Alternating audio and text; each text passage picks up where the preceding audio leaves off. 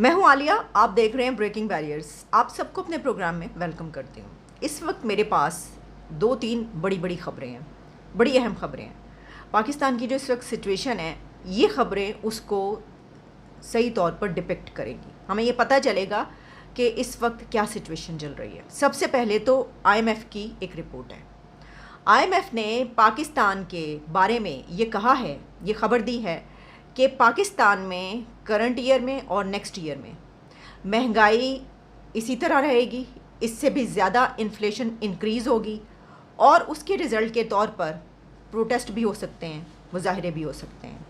यानी कि civil unrest की बात की जा रही है। ये एक बहुत बड़ी खबर है, यानी ये कोई छोटी खबर नहीं है। एक तो होता है ना कि हम अपने तौर पर ये कहते हैं कि देखें इन्फ्लेशन इस कदर ज़्यादा हो गई है, सैलाब की वजह से हालात ऐसे हो गए हैं कि जो लोग हैं वो प्रोटेस्ट के लिए निकलेंगे और लोग इसको जो है वो नहीं सहेंगे। अभी जो प्रोटेस्ट हो रहे हैं वो तो मैं आपको बताऊंगी, लेकिन जब कोई बाहर का इदारा और कोई ऐसा इदारा ये कहता है कि जिसके पास सारे इंडिकेटर्स होते हैं और वो ये बता सकता है कि आने वाला आपका साल बल्कि कई एक साल कैसे रहेंगे, तो उस IMF ने एक तो इकोनॉमी पर पाकिस्तान की डिटेल्स बता दी। उसने ये कहा कि इन्फ्लेशन कम नहीं होगी, इन्फ्लेशन इससे इंक्रीज़ तो हो सकती है, कम नहीं होगी। ठीक है, अच्छा, इसी के साथ उसने ये कहा कि इसके नतीजे के तौर पर जो है वो प्रोटेस्ट होंगे, मुजाहरे होंगे, लोग गुस्से में आएंगे और गुस्से में आकर जाहिर है कि वो कहेंगे कि ये क्या हो रहा है उनके साथ। तो सिविल अनरेस्ट या ये जो काफ़ी अरसे से जो है एक सिविल वॉर की बात की जा रही है, देखिए उसको इस तरीके से हम इस्तेमाल नहीं करते लफ्ज़, लेकिन क्या है ये जो उन्होंने कहा है कि प्रोटेस्ट हो सकते हैं, ये क्या है।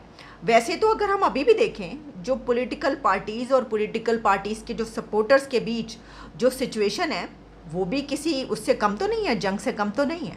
आप उनको खुला छोड़ दें, बस एक दफ़ा इजाज़त दे दें, फिर देखें वो एक दूसरे को कैसे चीर फाड़ खाएंगे। वो तो उनको डर है कि भाई वो पकड़े जाएंगे या क्या होगा उनके साथ। लेकिन जब जो इन्फ्लेशन है वो सर से गुजर जाए और आप अपने बच्चों के लिए दूध भी नहीं ख़रीद पाएंगे और आप देख रहे होंगे कि वो आपके सामने मर रहे हैं बग़ैर खाए पिए और वो जो है वो दम तोड़े, तो क्या होगा। अभी इस वक्त ऐसी बहुत सारी वीडियोस वायरल हो रही हैं जिसमें सैलाबज़दा इलाकों में जो लोग हैं वो बहुत ज़्यादा गुस्से में हैं और जब उनके पास पॉलिटिशियंस जा रहे हैं, बल्कि एक तो वीडियो ऐसी थी कि जो आर्मी की तरफ से भी जो ग्रुप्स जा रहे हैं उनको वो बाकायदा धक्के दे रहे हैं, उनके साथ बदकलामी कर रहे हैं, यानी उनको बुरा भला कह रहे हैं, गालियाँ दे रहे हैं और कह रहे हैं कि तुम लोग क्यों आए हो इधर, चले जाओ यहाँ से, निकल जाओ, वापस चले जाओ। अच्छा, इसकी वजह क्या है? इसकी वजह ये है कि उन तक सामान नहीं पहुँच पा रहा। अब क्यों नहीं पहुँच पा रहा है इसके ऊपर बात किए लेते हैं। मैं आपको ये बताना चाहती हूँ कि मैं देख रही थी शाहजेब खानज़ादा का प्रोग्राम कल रात को। उसमें एक तो ये कि ईदी फैसल ईदी साहब आए हुए थे ईदी की तरफ से, और JDC की तरफ से जो ज़फ़र अब्बास हैं वो आए हुए थे, और अल खिदमत की तरफ से जो, यानी 3-4 जो बड़ी बड़ी यहाँ पे ऑर्गेनाइजेशंस ऐसी हैं जिनके मुतालिक लोगों को ये ट्रस्ट है कि ये सही काम करते हैं। उसमें JDC के ज़फ़र अब्बास तो आप जानते हैं कितने वोकल हैं और वो तो हर मौके पर हर पॉइंट पर जो है वो वीडियो बनाते हैं। उन्होंने फिर जो खोली है बात, उन्होंने कहा कि अभी तो जो मीडिया दिखा रहा है ना, कहते हैं कि फैसल ईदी साहब के साहबजादे जो अब चला रहे हैं, उन्होंने कहा ये कहते हैं कि 10% जो फ्लड विक्टिम्स हैं, फ्लड अफेक्टीज़ हैं, 10% ऐसे हैं कि जहाँ पर जिनके पास पहुँच चुका है, जबकि मेरे मुताबिक वो 5% है। उन्होंने कहा कि अब आप मौत के रक्स के लिए तैयार हो जाइए। JDC के जो हेड है ज़फ़र अब्बास, उनका कहना था कि अब आप लोगों को मौत के रक्स के लिए तैयार हो जाना चाहिए, यानी डांस ऑफ डेथ। और उसकी वजह यह है कि 7 दिन गुजर चुके हैं और एक इंसान ज़्यादा से ज़्यादा 7 दिन तक भूखा रह सकता है, उसके बाद वो मर जाएगा। तो अब होगा क्या कि जिन एरियाज़ में ये इमदाद नहीं पहुंच पा रही, एड नहीं पहुंच रही, वहाँ पर लोग मरना शुरू होंगे, हो चुके होंगे। देखिए अभी भी जो 1000 से ऊपर आप बता रहे हैं, ये तो मतलब हुकूमती सतह पर आपको बताई जा रही है ना, फिगर्स आप जानते हैं, और जो मीडिया है वो पहुँच ही नहीं ना वहाँ तक उसकी। तो अच्छा, यही उनका कहना था। उन्होंने कहा कि इसको आप कवर कर ही नहीं सकते, मीडिया वहाँ तक कभी पहुँच ही नहीं पा रहा, और जो पहुँच भी पा रहा है तो उसको हुकूमतें ये कह देती, जैसे उन्होंने कहा जी मैं ज़्यादा बोल इसलिए नहीं रहा कि फिर सिंध में जैसे मैं काम कर रहा हूँ तो फिर हुकूमत मुझे कह देगी कि कोई ज़रूरत नहीं तुम्हें काम करने की, पैनिक क्रिएट कर रहे हो। ठीक है, तो उनका कहना ये था कि अगर हम डेली बेसिस पर 7000 ट्रक्स के भर के भी फूड भेजें तो तब भी जितनी बड़ी तादाद करोड़ों लोग इस वक्त अफेक्टेड हैं उन तक नहीं पहुंच सकता, तब भी नहीं पहुंच सकता। उन्होंने कहा पूरा पाकिस्तान, इसके तमाम स्टेक होल्डर्स लग जाएं डेली बेसिस पे अपना सब कुछ जो है भेजना शुरू, और जो बाहर से इमदाद आई आप वो भी भेजना शुरू कर दें, तब भी लोगों तक इमदाद नहीं पहुंच सकती। ये सिचुएशन, ये स्केल है इस आफत का। अगर फ़र्ज़ करें कि हम इतना फूड इकट्ठा कर भी लेते हैं और हम कहते हैं कि हाँ जी ये तो इतने लोगों के लिए, तो प्रॉब्लम ये है कि रास्ते बंद हैं। मैं आपको ये दिखा रही हूँ, वीडियो साथ साथ देख रहे हैं ना आप, एक जगह पे ट्रकों की लाइन लगी हुई है, वहाँ पे रास्ता बंद है। बेशुमार इलाके ऐसे हैं कि जो इतना यानी एक इंसान के सर से, एक आदमी के सर से ऊपर तक पानी जहाँ पर खड़ा है, वहाँ पे लोग जा ही नहीं पा रहे, वहाँ पे आपकी सवारी नहीं पहुँच सकती, आप खुद ही नहीं पहुँच सकते, तो वहाँ पे फूड कैसे पहुँचेगा? आपको क्या पता कि वहाँ पर कितने लोग ऐसे हैं कि जो इस वक्त भूखे मर रहे हैं, नहीं पता आपको।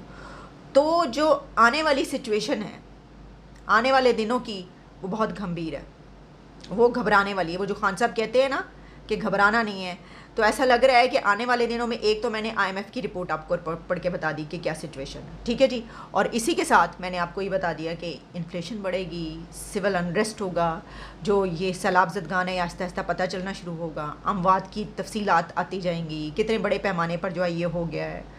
और इसी के साथ एक और ख़बर अब मैं आपको बता दूँ, और वो ये है, पाकिस्तान के सैलाब ज़दा इलाकों में पहले सिंध और KPK में वबाई अमराज यानी कि पैंडेमिक्स फूट पड़ी।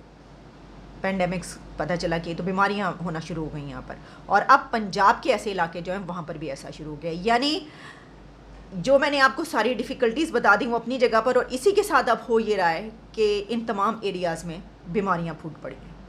अब पैंडेमिक्स आप जानते हैं कि देखें उसमें पेट की बीमारियां हैं, उसमें जल्दी स्किन की हैं।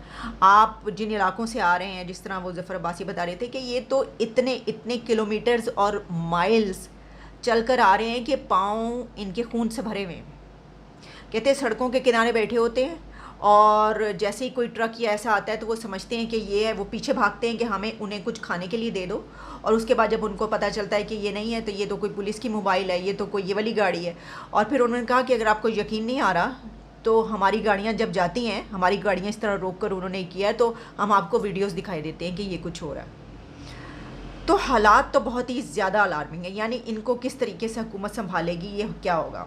और जिस तरह मैंने बताया कि ये जो बीमारियां फूट पड़ी हैं, इसमें कोई कहा जा रहा है कि जनूबी पंजाब यानी कि साउथ पंजाब जो है वहाँ पे तकरीबन 1,40,000 से ज़्यादा, यानी 1.5 लाख से ज़्यादा सैलाब मुतासरीन जो है वो मुख्तलिफ़ तरह की बीमारियों में मुब्तला हो चुके हैं, शिकार हो चुके हैं। 37,000 से ज़्यादा जो है उनको सांस की बीमारियाँ हो रही हैं, यानी कि ब्रीथिंग प्रॉब्लम हो रही है उनको सांस लेने में। इसी तरह मैंने आपको, आप जा नहीं सकते ना ऐसे इलाकों में किस किस्म की वो हो सकती हैं, डेंगू फैलने का ख़तरा, वहाँ पे मच्छर पैदा होने का ख़तरा, गंदगी।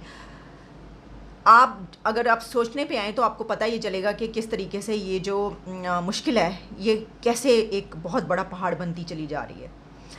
तो इस सिचुएशन में हम ये देख रहे हैं कि इमरान खान साहब जो हैं उन्होंने दोबारा एक जलसा किया है। मैं आपको बता देती हूँ कि उन्होंने क्या कहा। उन्होंने कहा है जनाब कारकुनों पर केस बनाए तो फिर इस्लामाबाद आएंगे और छुपने की जगह नहीं मिलेगी।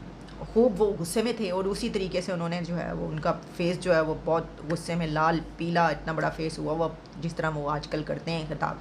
और उन्होंने कहा कि गुजरात में जो कि चौधरी परवेज़ इलाही का इलाका है वहाँ पर, वो वही वाले परवेज़ इलाही जो इन्होंने उनको कहा था ना नेपी प्राइम मिनिस्टर, वही उनके साथ खड़े होके उन्होंने जो चापलूसी की है परवेज़ इलाही और उसके बेटे मुनिस इलाही ने जो चापलूसी की है इमरान खान की, कि जनाब आप तो माई बाप पाँव पड़ रहे हैं हम आपसे ज़्यादा जैसा तो बंदा ही कोई नहीं, ठीक है। तो इस पे जो है वो उन्होंने ये खान साहब ने वैसी ही तड़ियाँ जो हैं वो फिर लगा दी। उन्होंने कहा कि अच्छा वैसे तो शहबाज गिल को किया है तो उन्होंने किया कुछ नहीं, लेकिन ठीक है उनका अपना। देखें मैं सिर्फ ये बात कर रही हूँ, मैं ये नहीं कह रही कि इमरान खान गलत हैं या सही हैं, वो बेहतर जानते होंगे वो गलत हैं या सही हैं, ठीक है। लेकिन इस वक्त मैं ये बात कर रही हूँ कि इस सब में एक चीज़ जो कि पाकिस्तान की जो पॉलिटिकल सिचुएशन है उसमें वो शामिल नहीं किया, वो भी बड़ी गंभीर है। तो अब आप जान सकते हैं, अच्छा जहाँ तक बात हुई थी बिजली के बिलों की, तो जनाब ऊपर जो सरचार्ज, फ्यूल सरचार्ज और पता नहीं क्या क्या लगा के आ रहा है, उसकी वजह से अगर कोई बिल 20,000 है तो वो 40,000 हो जाता है। ये हो रहा है।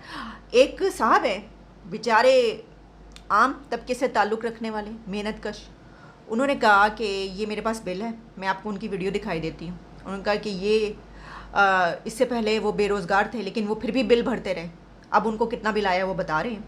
और उनका ये कहना था कि अगर ये ठीक ना किया गया तो वो अपने ऊपर तेल छिड़क के जो है वो खड़े होकर यहाँ पे आग लगा लेंगे इस जगह पे। तो ये अभी एक वाक़या है, ये अभी स्टार्ट हो रहे हैं वाक़यात। जो महंगाई की सूरत हाल है वो मैंने आपको बता दी है कि कहाँ पे पहुँच चुकी है वो एक दिन के अंदर।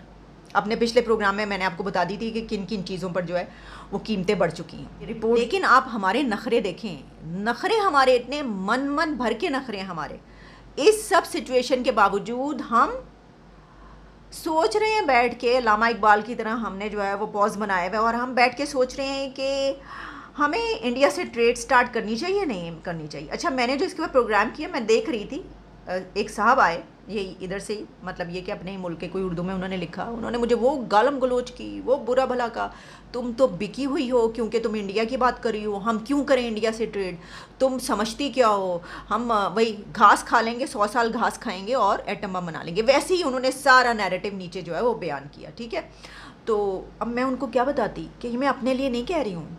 अगर उधर से इंडिया से आप ट्रेड करेंगे और टमाटर और प्याज और वो आएगा तो मैं अपने लिए नहीं मैं कह रही हूँ, मैं तो उसके बगैर भी गुजारा कर लूँगी। मैं उन लोगों के लिए कह रही हूँ जो इस वक्त इन हालों को हैं, जिनके पास खाने को रोटी नहीं है, जो भूखों मर रहे हैं। करोड़ों लोग अगर आपके मर गए, आप कैसे बचाएंगे? तो इस पर भी आप अपने लोगों के लिए भी तिजारत शुरू नहीं करेंगे और आप ये इस तरह करके जो है सोच में बैठे रहेंगे लामा इकबाल की तरह। तो इतने हमारे नखरे हैं, यानी नखरे हमारे देखें आसमानों पर पहुंच रहे हैं और हालत हमारी देखिए, रियलिटी हमारी देखिए, एक्चुअल सिचुएशन हमारी देखें कि क्या सूरत हाल है हमारे मुल्क की। और इसका बिल है 11,151 रुपये। इस पर फ्यूल एडजस्टमेंट चार्जेस इन्होंने लगाए 5,149 रुपये और गवर्नमेंट चार्जेस हैं 3,164 रुपये और उसके बाद यूनिफॉर्म चार्जेस लगाए इन्होंने 288 रुपये।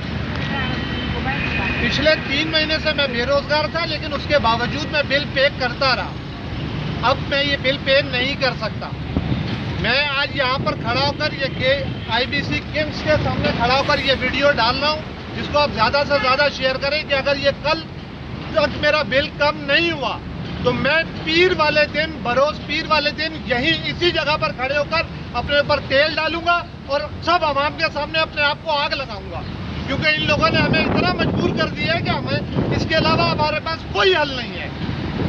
आप इस वीडियो को ज़्यादा से ज़्यादा शेयर करें और अगर जो मुझे गिरफ्तार करना है, जो भी करना है मुझे करें।